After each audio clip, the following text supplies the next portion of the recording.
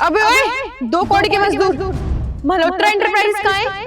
क्यों क्या हुआ? अबे तुझसे जितना बोला है ना तू बस उतना सुन, ज्यादा बकवास मत कर। बता कहाँ है? अरे मैम आप बताइए तो सही, आपको काम क्या है? अच्छा तो अब मैं तुझे बताऊंगी कि मुझे काम क्या है। तुझ जैसे अनपढ़ गवार को जो यहाँ मिट्टी खोद रहा है। वाह रे वाह, अब ये दिन आ गए हैं मेरे। अरे मैडम आप ये कैसे बातें कर रही हैं मेरे से? कैसे बात कर रही हूँ और कैसे बात करूँ तुझसे?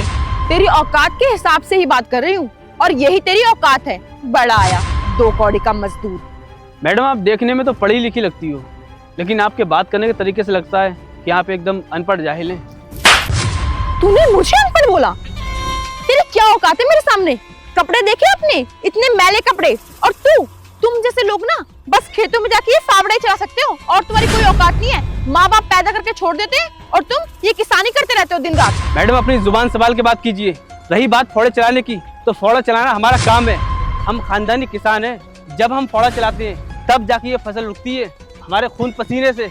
आपकी तरह नहीं खाली पढ़ लिख के और ऊपर से बस सबको सुनाने चले गए।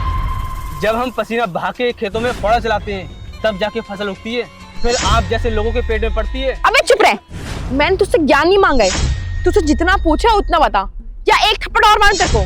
तुम जैसे लोग तो पढ़ लिख सकते नहीं हो तो यही सब काम करोगे। और मुझे देखो, आज मैं मल्होत्रा एंटरप्राइजेस में जा रही हूँ अपना इंटरव्यू देने, और आज मेरा इंटरव्यू पक्का क्लियर हो ही जाएगा। फिर तुम देखना, मैं इतनी बड़ी कंपनी की एम्प्लॉय बनूंगी और उसके बाद मौज ही मौज। अच्छा तो आप मल्होत्रा एंटरप्राइज में इंटरव्यू देने जा रही हैं और आपको लगता है कि आपको वहाँ पे नौकरी मिल जाएगी? अरे तू चुप रह, मेरा दिमाग मत खराब कर। मेरी गलती थी जो मैंने तेरे से एड्रेस पूछ लिया। अब मेरा टाइम मत खराब कर, मुझे एड्रेस बता दो जल्दी। पता नहीं कहाँ से आ जाते हैं इडियट। देखो उनके पीए का फोन भी आ गया। हेलो। अरे मैम आप आ गई? हाँ जी सर, मैं तो बस पहुंचने वाली थी, लेकिन इस किसान ने मेरा टाइम वेस्ट कर दिया। मैं इतनी देर से इससे एड्रेस पूछ रही हूँ लेकिन इसने मुझे बताया ही नहीं। मैम आप सर से ऐसे कैसे बात कर सकती हैं?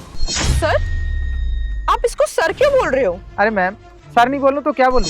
यही तो है मल्होत्रा एंटरप्राइजेस के मालिक मिस्टर मल्होत्रा। क्या? हाँ मैम, आप जिनके पास इंटरव्यू देने आ रही थी वो यही है। सॉरी सर, मुझे माफ कर देना। मुझे पता नहीं था कि आप मल्होत्रा एंटरप्राइजेस के मालिक हैं, वरना मैं आपसे बिल्कुल ऐसे बात नहीं करती। आई एम सॉरी सर, मुझे मेरा बर्ताव देखकर अभी जज मत करना। मैंने आपको ऐसे काम करते हुए देखा इतनी बेकार हालत में, तो मुझे लगा कि कोई किसान है, इसलिए मैंने ऐसे बात करी। बाकी सर मैं बहुत अच्छी हूँ, मैं कभी किसी से ऐसे बात नहीं करती हूँ। अभी 2 मिनट पहले आप मुझसे इतनी बदतमीजी से बात कर रही थी। क्या बोल रही थी? 2 कौड़ी का किसान, मजदूर, अनपढ़ किसान, जाहिल, खाली पैदा करके छोड़ दिया माँ बाप ने। और अब जब तुम्हें पता चला कि मैं मल्होत्रा एंटरप्राइजेस का मालिक हूँ तुम मुझसे सॉरी बोल रही हो। ये तुम सॉरी मुझे नहीं, मेरे ओहदे को बोल रही हो। तुम जैसे पढ़े लिखों की यही कमी है। थोड़े अच्छे कपड़े क्या पहन लिए, थोड़ा बहुत पढ़ के आ गए। तुम तो ये भूल ही जाते हो जिससे ये दुनिया चल रही है उसकी नींव रखने वाला किसान ही है। जिस खाने के लिए दुनिया दर दर भटक रही है उसको पैदा करने वाला किसान ही है। अगर हम किसान लोग किसानी करना बंद कर देना तो दुनिया में आधे से ज़्यादा लोग भूखे मर जाएंगे। और हाँ मैम, मैं भी एक बात कहना चाहता हूँ आपसे।